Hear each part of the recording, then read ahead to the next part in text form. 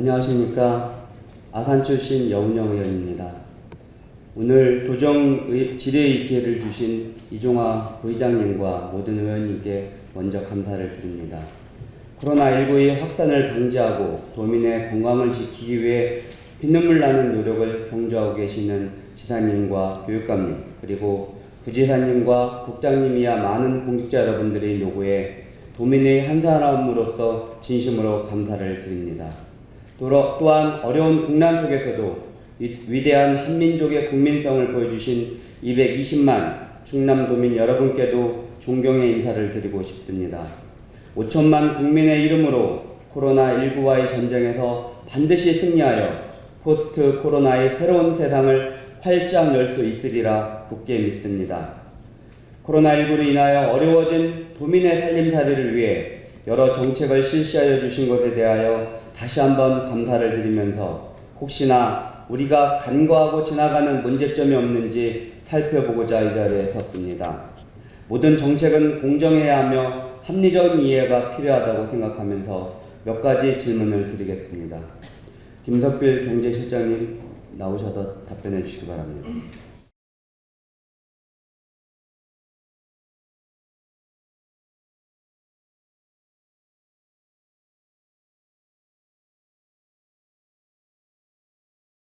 예, 경제실장 김석필입니다. 네, 실장님, 우리 충남도가 실시하고 있는 긴급 생활안정자금의 예산이 1,320억 원이었습니다. 맞으시죠? 예, 맞습니다. 애초에 1,320억 원이 나온 산출 근거가 무엇이었는지 간략하게 말씀해 주시기 바랍니다. 예, 먼저 1,320원이 원포인트 추경으로 이제 반영됐는데요. 소상공인 부분에 이제 1,000억 원이 되겠습니다. 이 부분은 저희들이 이제 소상공인들이 한 13만 명 중소기업 벤처 자료에 의하면 그렇게 나오고, 그 중에 이제 충남 신보에서 보증서 발급 받는 율이 3억 원 이하가 87%에 해당이 됩니다. 그래서 13만 명에서 87%를 계산하면은 약 11만 4천 명 정도가 되고, 3억 원 이하 미만 중에서 저희들이 매출 감소가 2월 23일 심각단계, 코로나 위기 심각단계 이후 한 달 정도가 지났지 않습니까? 그래서 한 90% 정도가 20% 매출 감소를 될 것이다. 그렇게 판단해서 90%를 곱하니까 10여만 명이 돼서 이것은 1인당 그렇게 해서 1,000억 원이 됐다는 말씀을 드리겠습니다. 그리고 이제 실직자 파트에는 저희들이 통계청에서 2월 자료를 이렇게 조사를 해봤더니 한 4만 9천 명 정도가 실직자 파트에 이렇게 통계가 나와서 이 부분에 대해서는 이제 실직자 급여, 실업급여라든지 이런 중복급여를 한 17,000명 정도 빼니까 한 32,000명 정도에서 이것도 100만 원씩, 그래서 320억 원이 산출됐습니다. 물론 이제 저희들이 어떤 처음이다 보고 전무후무한 일이라 갑작스럽게 이게 계획된 거라 조금 여러 가지 통계를 다른 통계들도 봐야 됐지만 조금 이렇게 급하게 산출된 측면이 있었다는 말씀을 드리겠습니다. 예, 물론 우리가 급하고 또 전무후무한 일이었기 때문에 어려움이 있었으리라 생각하지만 그래도 예산이라는 것이 함부로 낭비돼서는 안 되잖아요. 남아서도 안 되고. 예. 그래서 말씀하신 것처럼 산출 근거가 애초에 좀 부정확한 점도 있었다라는 말씀 좀 드리겠습니다. 그렇지 않습니까? 예, 일부 다른 자료들이나 정확한 자료들을 더 파악을 했었어야 되는데 기본적인 자료 위주로 해서 파악을 한 점은 있었다는 말씀을 드리겠습니다. 네, 그리고 우리가 우리 소상공인의 기준을 3억 원 이하로, 전년도 매출 3억 원 이하로 정했지 않습니까? 근데 저는 이 기준도 참 애매하다고 저는 생각을 합니다. 왜냐하면 매출이 3억 원이 안 됐어도 실제 수입은 더 많을 수가 있거든요. 그리고 소상공인이 한 집에 여러 명이 있을 수 있어요. 아버지는 가게를 하고 어머니는 미용실을 하고 이런 경우, 또 자녀는 또 식당을 하고, 그러면 실질적으로 그 한 가정에 소상공인이 3명이 있을 때는 어떻게 보면 기준이 9억 원 이하가 되는 거예요. 그렇지 않습니까? 그러니까 이런 것들이 실제적으로는 기준이 애매했다는 거죠. 그리고 실질적으로 3억 원이 넘었음에도 불구하고 인건비, 직원이 많거나 이래서 인건비 비율이 많으면 오히려 실제 수입은 훨씬 더 적은 그런 업종도 많았어요. 그렇지 않습니까? 그랬기 때문에 이러한 획일화된 기준으로 3억 원 이하다, 3억 이상은 안 된다, 이런 획일화된 기준으로 이걸 정하다 보니까 실질적으로는 고통은 모든 도민이 다, 모든 소상공인이 받고 있는데도 불구하고 딱 획일화된 기준에서 정하다 보니까 실질적인 도움이 돼야 될 분들한테 못 가는 경우도 더 많았다는 거죠. 이것이 좀 저는 아쉬웠다라는 생각이 들어서 여러 의원님도 말씀하셨고 저도 지난번 도정질에도 5분 발언에 말씀드렸지만 좀 보편적인 지원이 되었으면 어땠을까 하는 그런 아쉬움에 말씀을 드리는 겁니다. 저희들도 좀 아쉽게 생각하고요. 그런 여러 가지 파생되는 다양한 그런 각도를 분석을 더 했었어야 되는데 사실 일부 논란이 된 적도 있었습니다. 이제 그런 부분들이 있었지만 좀 시간상 한계 여러 가지 그런 조건들의 어려움 때문에 부득이 좀 그렇게 할 수밖에 없었다는 말씀을 드리겠습니다. 네. 그러면 지금까지 그 집행 현황을 간략하게 말씀 좀 해주시겠습니까? 저희들이 그 총 그 신청 받은 것은 원래 이제 우리가 13만 2천 명인데요. 신청이 14만 1,459건이 들어왔어요. 그래서 소상공인 파트에는 11만 4,997건이 들어와서 지원이 11만 2,972건이 됐고요. 실직자 부분이 원래 4만 2천 명인데 신청이 2만 6,462명이 들어왔고 지원이 2만 1,932명이 돼서 전체적 지원은 13만 4,904명이 되겠습니다. 그래서 당초 계획한 것보다는 목표 인원이 약 2만 4,904명 정도 증가는 했지만 여기서 일부 그 소상공인 파트에서 50만 원짜리 지원 파트가 있었다는 말씀을 드리겠습니다. 네, 지금 말씀하신 내용은 제가 분석을 해보니까 소상공인에게 지급된 내용이 총액으로 봤을 때 83% 정도 돼요, 지금까지. 예, 그렇죠? 예. 그리고 휴직 및 실직자에게 지원된 것은 69% 정도로 파악되고 있습니다. 그렇죠? 네, 근데 이것이 이렇게 그나마 높았던 이유는 뭐냐면 우리가 4월 23일 긴급생활안전자금 대상 확대라는 내용으로 기자회견을 하셨죠? 예, 그렇습니다. 네, 그때 그 기자회견 한 내용이 어떤 내용이셨죠? 저희들이 이제 원래 당초에는 4월 6일부터 4월 28일까지 3주간 이렇게 지원을 할 계획이었습니다. 그런데 저희들도 제가 이제 15개 시군을 전부 사실 돌았는데 첫 번째 주 한 말미에 이런 내용이 나왔습니다. 사실 그 소상공인이 저희들은 그 20% 감소 기준이 카드 매출 기준액을 잡았었습니다. 근데 저희들이 생각한 거는 달리 현금 매출액이 엄청나게 이게 많은 것을 파악하게 됐습니다. 그리고 그런 부분에 오히려 이제 3월 전년 대비 3월 기준에 금년 대비 이제 3월 기준으로 해서 20% 감소가 돼야 되는데 카드 하신 분들이 사실 한 40% 이상이 안 돼서 60% 이상 분들은 현금 매출을 해서 입증이 너무 곤란을 했습니다. 그런 것을 파악하고 사실 그 강원도 같은 부분은 최대가 이제 소상공인 40만 원 정도가 되고 그런 의견들이 그 민원인들한테 이거는 나는 확실히 증명은 못하지만 감소가 됐다. 그래서 저희들이 이제 고민을 한 끝에 근데 이제 시군 직원들은 잘합니다. 감소가 됐다는 걸 증명만 못할 뿐. 그래서 저희들은 현실적으로 그분들도 지원을 해줘야 되는 필요성이 있어 반절 정도 50%는 지원을 해줘야 될 것 같다. 그런 판단을 내렸고요. 실직자 파트는 저희들이 이제 기간을 어차피 그 50만 원을 하다 보면 더 지원 기간을 2주 정도 더 늘려야 될 필요성이 있어서 실직자도 역시 같은 기간 내에 하기 때문에 3월 우리는 2월, 3월 실직자 있지만 4월 22일까지 우리가 5월 8일까지 연장했기 때문에 그런 부분 더 늘리고 기준 중위소득도 원래 이제 80%에서 120% 늘렸다는 말씀을 드리겠습니다. 네, 그 내용은 뭐 다 잘 알고 있는데요. 그렇게 해서 확대하게 된 이유가 보면은 애초에 우리가 계획했던 그 중위소득 80% 이하 실직자 그리고 소득 3억 원 이하 소득이 증명이 된 소상공인들 하다 보니까 실질적으로는 집행률이 낮았지 않습니까? 그렇죠? 그 50% 원래 예. 확대하기 전에 말씀하시는 겁니다. 예, 4월 그렇습니다. 23일 날 예, 그 대상 확대라는 제목으로 기자회견하고 그다음에 대상 확대했죠. 예. 그 확대하기 이전에 집행률은 50%가 채 안 된 걸로 제가 알고 있습니다. 조금 낮은 측면이 있었습니다. 그렇죠. 그러다 보니까 50%가 안 되니까 이 많은 돈이 남게 되어 있어요. 그렇죠? 그 당시에는. 그러니까 이걸 빨리 변경을 해야 되겠다. 그래서 확대한 거 아닙니까? 처음부터 이런 계획이 있었던 것이 아니라. 그렇지 않습니까? 그게 아니요. 저희들은 이제 아까도 말씀드렸지만 카드 매출액으로 저희들이 이제 파악을 못한 것도 있습니다만 드려야 되는데 근거를 우리가 알 수가 없고 현금 매출액이 많았기 때문에 사실은 그거를 입증해서 그 카드 매출 기준만 맞추다 보면 그 정말 실질적으로 지원이 필요한 분들한테는 지원을 못할 경우가 굉장히 발생을 하게 되는 것이거든요. 예, 알고 있어요. 네, 그래서 예. 저희들이 이제 시간이 없으니까 간략하게 예. 해주시면 좋겠고요.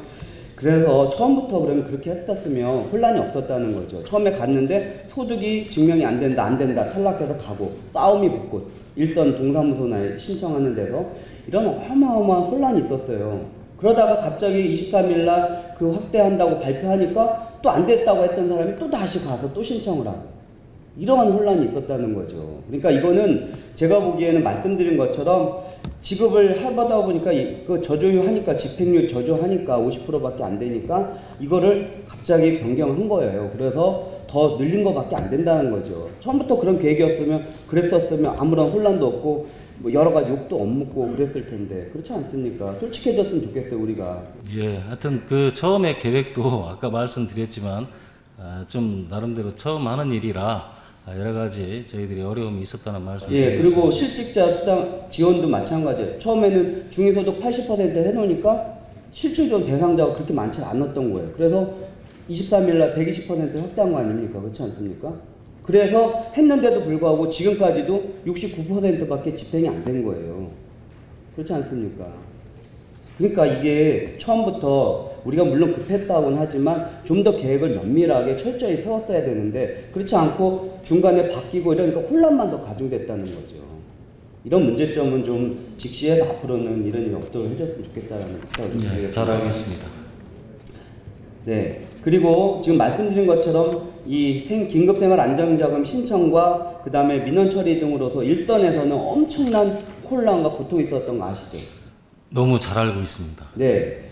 그러면 그 담당을 누가 하셨죠? 그 업무를? 저희들이 이제 이 사업을 추진하면서 일주일에 과장 회의도 2번 이상도 했고요. 사실 그 해당 부서에서 추진하는 그런 파트였는데 사실 시군별로 이제 인력이 필요하니까 이제 추가 인력을 시군에서 나름대로 보존하고 또 민간인 그 기간제 하시는 분들이 또 오셔서 이렇게 같이 추진을 했습니다. 그래서 저희들이 이제 시군 15개 시군 전체적으로 한 501명이 이 지원을 하게 됐습니다. 그래서 공무원 같은 경우는 228명 들어갔고요. 기간제 분들이 한 273명 분들이 수고를 해주셨다는 말씀을 드리겠습니다. 예, 말씀드린 것처럼 그 일선에서 어려움이 있으니까 우리가 기간제 3, 4, 5월, 4, 5, 6, 3개월 정도, 3개월 단위로 기간제를 모집하셨죠. 네. 지역에서. 시군별로 또. 네, 시군별로 네. 했죠. 그러면 이분들이 생활임금으로 지급된 걸로 알고 있습니다. 시간당 30원 정도의 생활임금으로 지급된 걸로 알고 있고요. 그러면 월별 따진다면 약 200만 원에 가까운 임금을 지급한 거예요. 그렇죠? 그러면 이분들 그 나갔던 임금은 어떤 예산으로 집행을 한 것이죠? 저희들이 도에서는 따로 이렇게 지원을 이 자체는 못 해드렸습니다. 없었죠. 예, 그 시군에 맡긴 거지 알아서. 예, 해라. 그렇습니다. 네. 예. 그것도 약간 저는 무책임한 것이 아닌가 싶어요. 왜냐면 이게 도 정책인데 도에서는 니네 어려우니까 니네가 알아서 해라. 그리고 예산도 지원 안 해주고 그렇지 않습니까? 예, 일부 사실 저희들 그런 것까지 사전에 챙겼어야 돼. 물론 이제 그러니까 그런 게 사전에 계획이 없었다는 거죠. 이런 혼란이 있었다는 것도 생각을 못했고 이런 것까지 다 우리가 감가고 넘어갔다는 거예요. 그렇지 않습니까? 그리고 그러면 그 예산이 지급이 됐어요. 그렇죠? 그러면 그 예산은 우리 지금 이 충남 긴급생활안정자금에는 도비 시비가 다 붙어있지 않습니까? 시군비까지. 그렇습니다. 근데 1,320억 원에 예외로 되어 있어요. 이것도 원래는 그 예산에 포함시켜야 되는 거 아닙니까? 따지면 이걸 위해서 쓴 돈인데 그렇지 않습니까? 그러니까 그런 것까지 지금 다 우리가 모르고 그냥 넘어가려고 했던 거예요. 이게. 그 부분에 대해서는 아쉽게 생각하고 있습니다. 아쉬운 게 아니라 이거는 행정적인 미스라고 저는 생각을 합니다. 그리고 예산도 그러면 시군비가 집행이 됐으면 시군비도 이 명목상의 예산으로 잡아서 함께 했어야죠. 1320억 원이 아니라 약 100억 원 정도 소요가 됐으면 1320원이 됐어야죠. 그렇지 않습니까? 아무튼 그런 아쉬움을 좀 말씀을 드리고요. 그래서 저는 지금까지 말씀드린 내용은 뭐냐면 우리가 경기도나 다른 시도처럼 그냥 보편적으로 모든 도민에게 이렇게 나눠줬으면 하는, 그러면 이런 혼란도 없었고 우리가 여기 여러 의원님들이 5분 발언을 통해서 또는 여러 가지 방법을 통해서 우리 전 도민에게 보편적 지원을 하자고 했었습니다.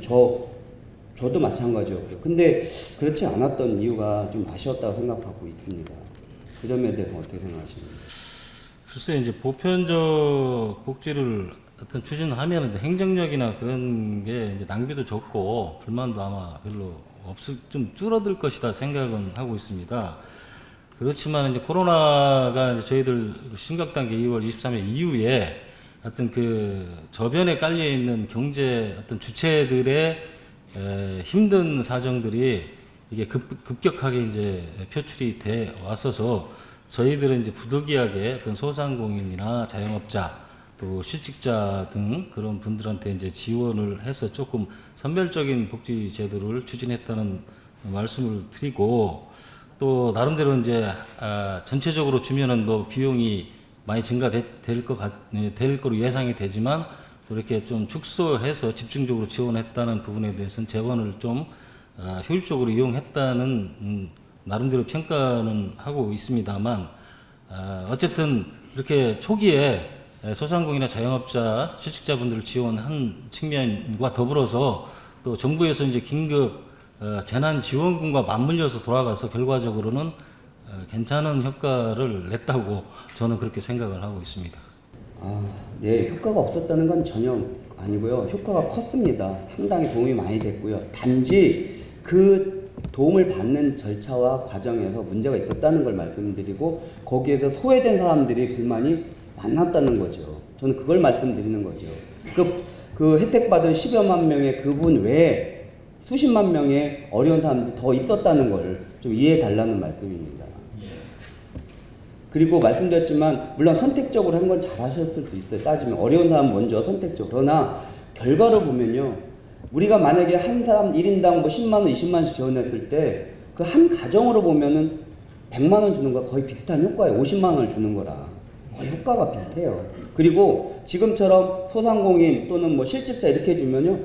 아까 말씀드린 한 집에 몰려가는 경우가 또 있어요. 오히려 이게 더 불합리한 경우가 또 발생할 수 있다는 거죠. 그런 점에서 말씀을 드리고, 소득이 높다고 해서 그분들이 어렵지 않은 건 아니지 않습니까? 그리고 그분들은 또 이걸 받으면 그분들 또 그걸 다 쓰게 돼 있어요. 오히려 경제 살리는 데는 더 큰 도움이 되지 않았을까, 그런 아쉬움에서 말씀을 드리는 겁니다. 네. 그리고 또 한 가지는 이제 제가 답변서에도 말씀드리고 답변도 받았지만 이번 긴급 생활안정자금의 대상에서 법인 기업들은 생략이 됐습니다. 그렇죠? 예, 그렇습니다.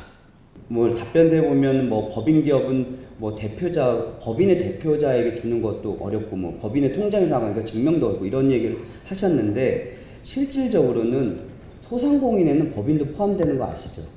예, 포함됩니다. 네, 소상공인 보험이 지원에 관한 법률이나 중소기업 기본법에 의하면 법인도 하나의 기업이에요. 그리고 소상공인의 5인 미만, 10인 미만 소상공인에 포함이 되고 혜택을 다 보고 있는데, 단지 긴급생활 안정자금에서만 법인은 제외가 됐어요. 법인 중에서도 소상공인보다 더 어려운 법인들 많습니다. 1인 법인들 많고요. 그렇지 않습니까? 근데 그거를 딱히 제외시키는 뭐 큰 이유가 있었나요?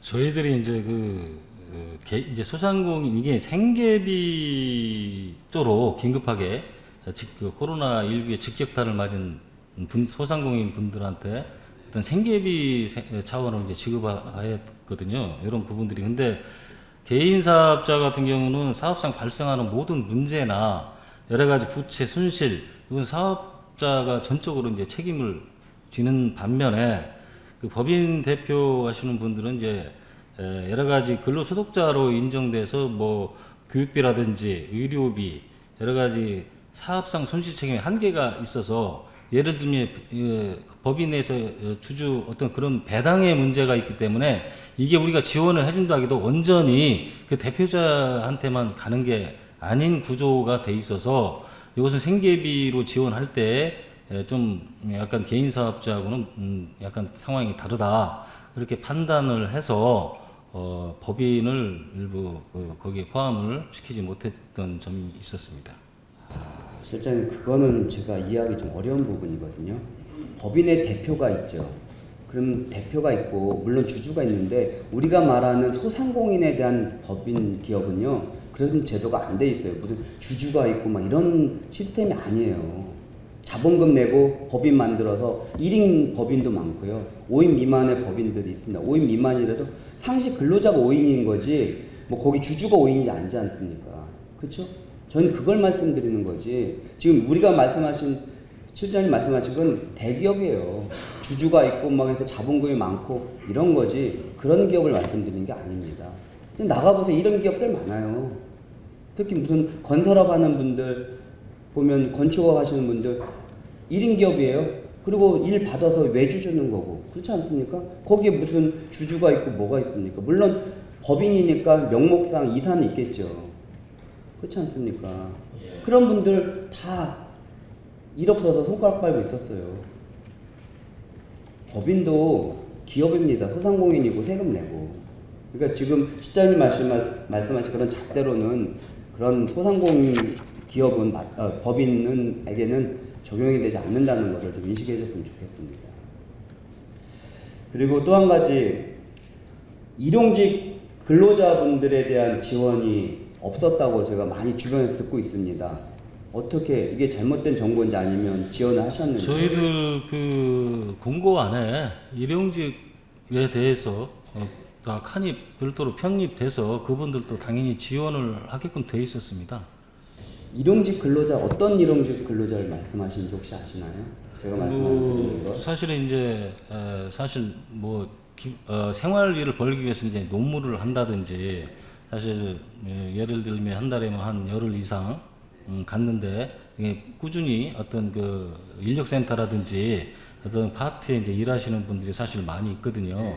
그런 분들이 이제 여러 가지 기업 활동이나 이런 게 수축이 되면서 그분들이 일자리가 없지 않습니까? 그러면 실장님께서 파악하신 그 지금 말씀하신 우리가 많이 흔히 말하는 일용직 근로자들이 일당을 받는 분들이죠. 용역이나 이런 그렇죠. 걸 통해서 하루하루 실질적으로 분석을 해보셨나요? 이분들이 받았는지? 저희들이 현장에 가보시면 예. 그렇지 않아요. 그리고 동사무소에 가서 신청을 하잖아요. 읍면 동사무소에 가시죠. 그러면 다 탈락입니다. 90% 이상이. 왜? 소득이 증명이 안 된다고. 그리고 4대 보험 안 내니까. 그리고 통장으로 입금을 안 해요, 이분들이. 그날 일당을 받지. 그쵸? 그래서 안 된다고 다 탈락이 됐고, 그나마 한 곳에서 주기적으로 일을 해요. 일용직이지만, 한 용역 회사에서. 그래서 뭐 통장으로 받거나, 거기 회사, 거기 대표가, 그래, 우리 한 달에 얼마 지급했어. 뭐 70만원, 80만원 지급했다. 인정해준 사람 한해서만 그나마 구제를 됐고요. 그렇지 않은 사람들, A 업체, B 업체, C 업체 다니면서 하는 사람들 구제 못 받았습니다. 90%가. 그러니까 일용직 근로자는 제가 말씀드린 그런 분들이에요. 못 받았어요.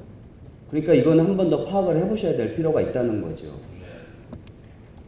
그리고 또 가장 심각한 분야, 관광 분야입니다. 그렇죠? 지금 답변서에는 관광 관련업 종사자들 지원했다고 말씀드렸는데 어떤 분들 지원을 하셨나요? 저희들은 하여튼 일단 실직 개념에 이제 아까 일용직이라든지 어떤 개념에 의해서 무급 무직, 휴업, 휴직 하거나 또 실직 된 분들, 또 특수고용직, 특고직, 그다음에 프리랜서 요런 분들한테 일정 기간 2월 이후나 3월 중에 일자리가 없거나 굉장히 과도하게 생활비 쪽으로 자기가 벌었는데 어떤 기준에 미달하거나 그런 분들한테 지원을 해드렸거든요. 아니, 이제 제가 종사자식으로 일하는 분들 관광업 관련돼서 지원한 것이 어떤 내용이 있느냐, 관광업에. 따로 저희가 이제 관광버스가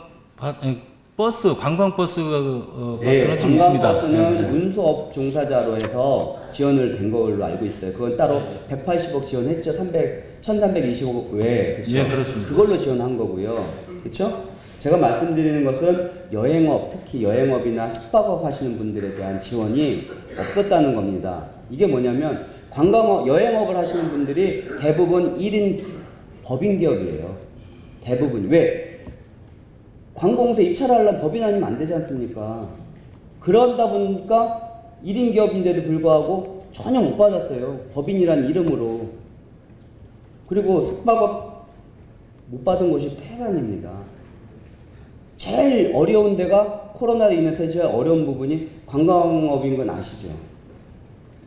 우리 혹시 그 코로나 사태를 1월부터 지금까지 우리 도내에 폐업한 관광업이나 뭐 호텔 혹시 파악한 거 내용 있으신가요? 따로 그 부분은 따로 없으시죠? 관심 좀 가져주셨으면 좋겠어요. 저는 자료를 갖고 있어요. 관광업 우리 충남도에 수십 개 업체가 폐업 내지 휴업을 했고요. 뭐 다른 뭐 여가 숙박 호텔도 많아요. 여러 군데 있어요. 특히 제 아사니까 제 얘기만 할게요. 일단 우리 아산의 대형 호텔인 그랜드 호텔이 5월 30일자로 문을 닫았습니다. 폐업했어요. 그리고 도고에 있는 글로리콘도, 오래된 역사를 가진 글로리콘도도 폐업을 했습니다. 이게 관광업이 죽으니까 이런 잘 나가던 대형 그 콘도나 호텔들이 문을 닫았어요.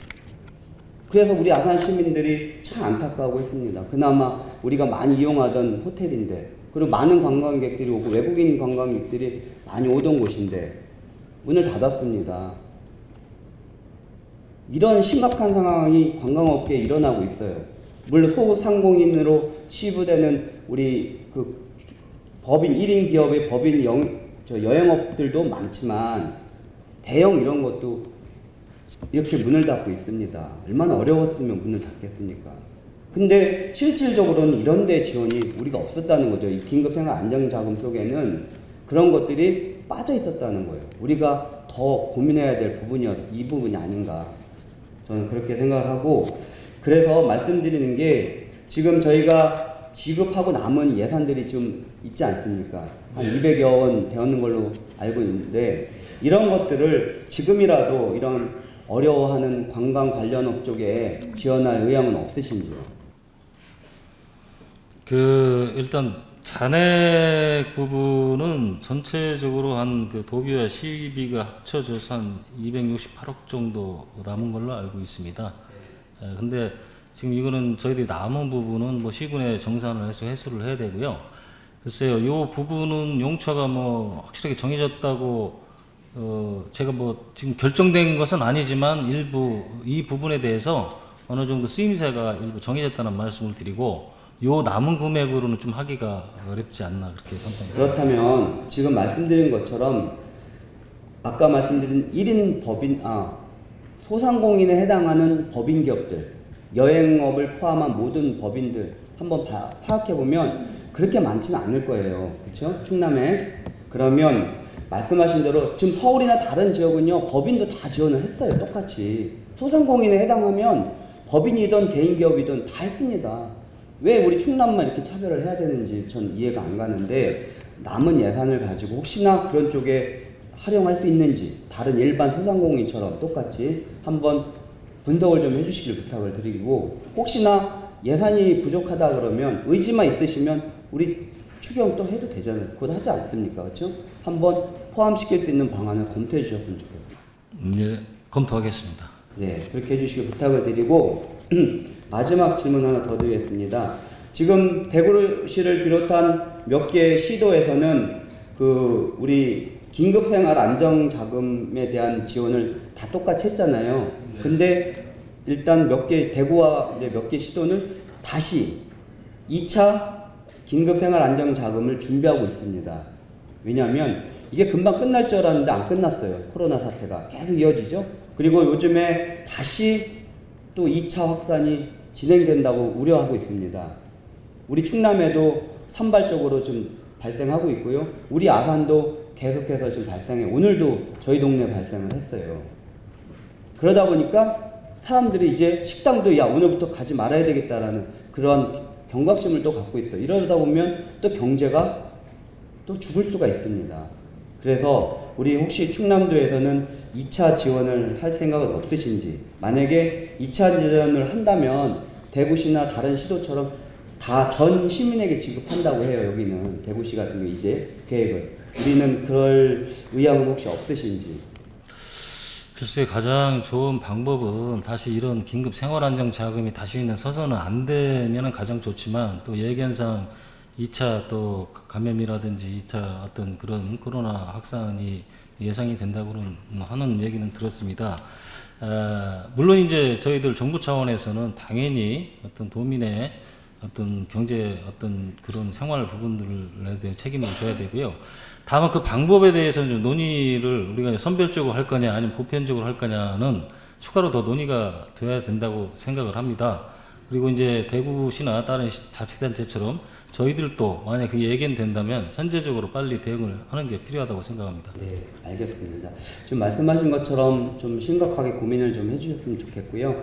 우리가 1차 긴급생활안정자금 지원하면서 생겼던 문제들을 좀 현장에 가셔서 분석을 좀 해줬으면 좋겠어요. 현장에 각 읍면동사무소에서 그 고생하셨던 분들의 의견을 들으면 저는 그 안에 답이 있다고 저는 생각을 합니다. 그걸 좀 수합해서 준비를 철저히 좀 해줬으면 좋겠다라는 부탁을 드리면서 제 질의를 마치도록 하겠습니다. 우리 실장님 고생 많으셨습니다. 네, 답변 감사드리고요. 계신 우리 도지사님을 비롯한 모든 분들께서 이 점에 대해서 한번 심각하게 고민해 주기를 다시 한번 간곡히 부탁드리겠습니다. 마른 수건이라도 짜내서 시민을 위해 쓰겠다라는 어느 단체장의 말이 가슴에 와닿는 순간입니다. 부디 정확한 예산 추계와 합리적이고 객관적인 예산 집행으로 억울한 도민이 발생하지 않도록 해주시고 경제 활력을 살릴 수 있는 모든 방안을 신속하게 강구해 주시기를 부탁을 드리겠습니다. 함께 힘과 지혜를 모아서 어려운 난국을 하루속히 이겨나가기를 간곡히 빌어보면서 저의 도정 질의를 마치도록 하겠습니다. 경청해 주셔서 감사합니다.